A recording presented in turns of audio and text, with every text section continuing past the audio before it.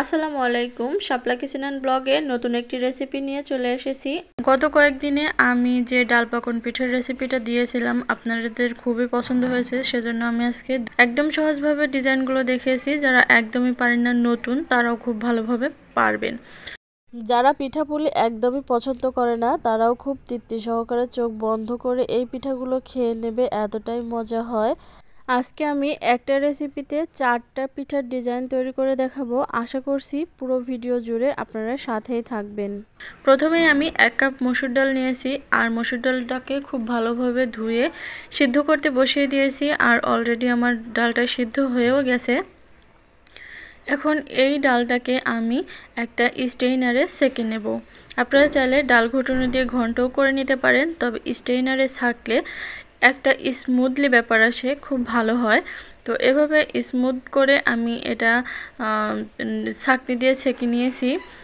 এখন চলে যাচ্ছি পরের প্রসেসে। এখন একটা কড়াই নিয়েছি, আর কড়াইতে দিয়ে দিয়েছি পর্যাপ্ত পানি।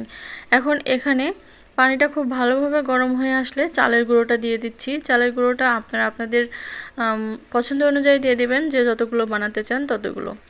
আমি এখানে 1 কাপ ডালের জন্য 1.5 কাপ পরিমাণ চালের গুঁড়া নিয়েছি। আপনারা চাইলে বাড়িয়ে বা কমিয়ে দিতে পারেন। তো আগে থেকে যে ডালের পাল্পটা করে রেখেছিলাম সেটাও এখানে দিয়ে একসাথে মেখে নিয়েছি। এখন একটা বাটিতে ঢেলে নিয়েছি। এখন এটাকে ভালো করে মথে নেব। খুব ভালোভাবে মথে নিয়েছি, আর দেখতে পাচ্ছেন কতটা সফট হয়েছে। আর এটা কিন্তু বেশি শক্ত করা যাবে না, একটু সফট করেই মেখে নিতে হবে। এখন ওখান থেকে একটু ডো নিয়ে এভাবে একটা রুটির মতো বেলে নিচ্ছি, মোটা করে 1/2 ইঞ্চি মোটা করে বেলে নেবেন। তারপর এখানে দিয়ে দেবেন সয়াবিন তেল, এভাবে মেখে দেবেন। আর একটা কুকি কাটারের সাহায্যে আমি এভাবে একটু দাগ কেটে নিচ্ছি। আপনাদের কাছে যদি কুকি কাটার না থাকে তাহলে এরকম টুথপিক দিয়েও কিন্তু দাগ দিয়ে নিতে পারেন। আমি আজকে খেজুর কাটা দিয়ে বানিয়ে দিচ্ছি, তবে আপনাদের কাছে যদি খেজুর কাটার ব্যবস্থা না থাকে তাহলে টুথপিক দিয়েই বানিয়ে নিতে পারেন। এখন একটা বোতলের মুখ দিয়ে এভাবে দাগ করে দিচ্ছি। দেখে নিশ্চয়ই বুঝতে পারছেন, আসলে ডিজাইনগুলো তো শেখানো যায় না, দেখেই বুঝে নিতে হয়। তো এখানে এক ভি শেপের টিন কাটার আমার কাছে ছিল না, সেজন্য কয়েলের মধ্যে যে টিন কাটারটা থাকে, মানে টিন থাকে, সেই টিনটা আমি একটু বাঁকা করে নিয়ে এভাবে ডিজাইন করে নিলাম। এটা খুব সহজভাবে হয়ে যায়। তো ডিজাইনগুলো কীরকম করে করছি দেখে নিশ্চয়ই বুঝতে পারছেন। এটা খুবই সহজভাবে করে দিচ্ছি, একবারে সিম্পল ডিজাইন, কিন্তু দেখতে অসাধারণ লাগে। তো একটা ডিজাইন কিন্তু আমার অলরেডি হয়ে গেছে। আমি আপনাদের বোঝানোর সুবিধার্থে আরও একটা ডিজাইন করে দেখিয়ে দেব। মানে আমি একটু ডো নিয়ে এভাবে বেলে তারপর তেল মাখিয়ে নিচ্ছি। অবশ্যই প্রত্যেকটা পিঠা বানানোর আগেই কিন্তু তেলটা মাখিয়ে নেওয়াটা জরুরি, তাহলে পিঠার ডিজাইনটা খুব ভালোভাবে আসবে। তো এভাবে করে 2টা পাতা এঁকে নিলাম, তার মাথায় এভাবে আঁক দিয়ে নিচ্ছি। এখন একটু গাঢ় করে এঁকে নেব, যাতে সাইডেরগুলো আমি বাদ দিয়ে দিতে পারি। তো এভাবে একটা ডিজাইনের শেপটা করে নিলাম। এখন মধ্যের ডিজাইনটা আমি এভাবে করে নিচ্ছি, মানে দেখে নিশ্চয়ই বুঝতে পারছেন, কেটে বাদ দিয়ে দিচ্ছি। এভাবে করে দিয়ে দিলাম। এখন টিন কাটার দিয়ে একটু ডিজাইন করে দিচ্ছি সাইডে। খুবই সিম্পল এবং খুব সহজভাবে এই ডিজাইনগুলো করা যায়। যারা কোনোদিনও নকশি পিঠা তৈরি করেননি বা বারবার বানাতে গিয়ে ডিজাইনগুলো ভালো হয়নি, তারা কিন্তু আমার মতো এইভাবে চেষ্টা করে দেখতে পারেন। এখন খেজুর কাটা দিয়ে আমি একটা ডিজাইন করে দিচ্ছি। এই যে দেখুন, এভাবে ডিজাইন করার সময় মাথাটা একটু তুলে দেবেন, তাহলে ডিজাইনটা খুব সুন্দর আসবে।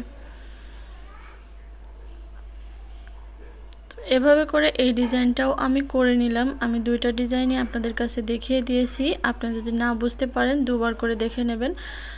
আমি এখন চলে যাচ্ছি পরের ডিজাইনে। আমি একটা বোতলের মুখ দিয়ে এভাবে কেটে নিয়েছি। আপনারা চাইলে যে কোনো এই যে এইভাবে টুথপিক দিয়েও কিন্তু কেটে নিতে পারেন। তো আমি একটা কৌটার মুখ দিয়ে এভাবে কেটে নিয়েছি। আর এখন একটা বোতলের মুখ দিয়ে এভাবে এই যে দেখুন দাগ দিয়ে আমি একটা ডিজাইন তৈরি করে নেব। এই ডিজাইনটা একেবারে সহজ, যারা কোনোদিনও কোনো পিঠায় ডিজাইন করেনি তারাও পারবে। আর দেখতে কিন্তু সিম্পলের মধ্যে অনেক সুন্দর লাগে, আর দেখতে তো পারছেন এটা কত সহজে করা যায়। এখন একটা ভি শেপের টিন কাটার নিয়ে নেবেন আপনারা। আপনাদের কাছে যদি ভি শেপের টিন কাটার না থাকে তাহলে আমার মতো এই যে কয়েলের মধ্যে যে স্ট্যান্ডটা থাকে সেই স্ট্যান্ডটা এভাবে একটু ভাঁজ দিয়ে বাঁকা করে নেবেন আর এটাতেই তেল মেখে নেবেন। আর দেখুন কতটা সুন্দরভাবে এটা দিয়ে ডিজাইন করা যায়। আর প্রত্যেকটা পিঠা ডিজাইন করার সময় কিন্তু এর পিঠার উপরে তেল মেখে নিতে হবে, তাহলে এই ডিজাইনটা একেবারে স্মুথলি আসবে। তো আমি এভাবে করে সবকটা ডিজাইন করে নিয়েছি। তো চলুন পরের ডিজাইনটা আপনাদের সাথে শেয়ার করি। আর তেলের বোতলের যে মুখ আছে সেটা দিয়ে আমি একটু দাগ দিয়ে দিচ্ছি এভাবে। আর অবশ্যই কিন্তু পিঠাটা নকশি কাটার আগে তেল মাখিয়ে নেবেন, তাহলে পিঠাটা অনেকটা ডিজাইনটা অনেকটা ক্লিয়ার হবে। আর ভি শেপের একটা টিন দিয়ে আমি এভাবে সাইডে ভালো করে ডিজাইন করে দিচ্ছি। দেখতেই তো পারছেন আমার কাছে ভি শেপের টিন নেই, তো আমি কয়েলের মধ্যে যে টিনটা থাকে সেটা দিয়েই করে নিচ্ছি। আর এটা খুব সহজভাবেই করা যায়।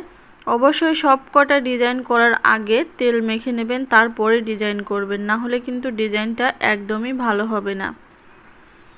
হাতের কাছে থাকা কিছু জিনিস দিয়েই কিন্তু মানে রান্নাঘরে থাকা কিছু জিনিস দিয়েই এই ডিজাইনগুলো করে নেওয়া যায় আর বানানো একেবারে সহজ। যে কোনো অতিথি আপ্যায়নে বা অনুষ্ঠানে এই পিঠাটা আপনারা বানিয়ে দিতে পারেন, সবাই খুব পছন্দ করবে। তো দেখতে পারছেন আমি সবগুলো এভাবে বানিয়ে নেব। দেখতে কিন্তু অনেকটা সুন্দর লাগছে, দেখে মনে হচ্ছে যেন ফুল বাগানে ফুল ফুটে আছে। তো এখন এগুলোকে আমি ভেজে নেব। তো মিডিয়াম টু লো হিটে রেখে কিন্তু এই পিঠাগুলো ভেজে নিতে হবে।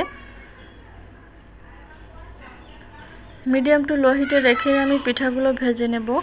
আর প্রথমবার ভাজার সময় হালকা ব্রাউন কালার যখনই হয়ে আসবে তখনই কিন্তু তুলে নেবেন, একদমই গাঢ় করতে যাবেন না। আর অবশ্যই খেয়াল রাখবেন যখনই প্রথমবার ভাজেন আর দ্বিতীয়বার ভাজেন, যখনই ভাজেন পিঠাটা কিন্তু শক্ত হতে হবে, মানে একদমই নরম থাকা যাবে না। যদি নরম থেকে যায় তাহলে পিঠাটা কিন্তু সিমরি হবে, মানে একদমই খেতে ভালো লাগবে না, মুসমুসে হবে না আর কি। তো দেখতেই পারছেন প্রথমবার আমি ভেজে নিয়েছি, একদম কিন্তু মিডিয়াম টু লো হিটে রেখে ভাজতে হবে। আর এটা কিন্তু শক্ত হয়ে গেছে, মানে মুসমুসে হয়ে গেছে। এটা চাইলে আপনারা বছর জুড়ে সংরক্ষণ করে রাখতে পারেন, মানে 6 মাসের মতো সংরক্ষণ করে রাখতে পারবেন এভাবেই। তো আমি সবগুলো পিঠা প্রথমবার এভাবে ভেজে নিয়েছিলাম, দ্বিতীয়বার ভাজার জন্য আবার দিয়ে দিলাম। দ্বিতীয়বার ভাজার সময় চুলার হিটটা কিন্তু একেবারেই লো হিটে থাকবে।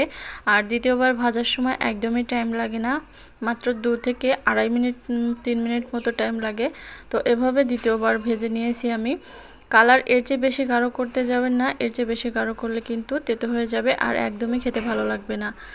তো এখন 1 কাপ গুড় আর হাফ কাপ চিনি, হাফ কাপ পানি, এই 3টা উপকরণ দিয়ে আমি একটু মিশিয়ে নিচ্ছি। আর হাত দিয়ে একটু চেক করে দেখে নেবেন, হাতের মাঝে যখন একটা চ্যাটপেটে ভাব চলে আসবে তখনই পিঠাগুলো এর মধ্যে দিয়ে দিবেন। অবশ্যই চুলাটা অফ আছে এই সময়। তো চুলাটা অফ করে দিয়ে আমি 2 থেকে 3 বার উল্টে পাল্টে এটাকে রসে ভিজিয়ে নিচ্ছি। বেশিক্ষণ রাখার কোনো প্রয়োজন নেই, জাস্ট 2 থেকে 3 বার উল্টে পাল্টে তুলে নিলেই হয়ে যাবে। তো আমি সবগুলো পিঠা এভাবেই ভিজিয়ে নিয়েছি, আপনারা দেখে নিশ্চয়ই বুঝতে পারছেন। এর মধ্যে ভিজিয়ে রাখার কিন্তু কোনো প্রয়োজন নেই, জাস্ট একটু উল্টে পাল্টে ভিজিয়ে তুলে নিলেই হয়ে যাবে। তো সবগুলো পিঠাই আমি এভাবে তুলে নিয়েছি। আর মাশাআল্লাহ দেখুন ঠান্ডা হওয়ার পরে পিঠাটার কালারটা কত সুন্দর এসেছে। আর নিশ্চয়ই বুঝতে পারছেন এটা কতটা মুসমুসে এবং রসালো হয়েছে। যে কোনো অনুষ্ঠানে, গায়ে হলুদের অনুষ্ঠানে বা যে কোনো অনুষ্ঠানে এই পিঠাগুলো কিন্তু বানিয়ে নিতে পারেন।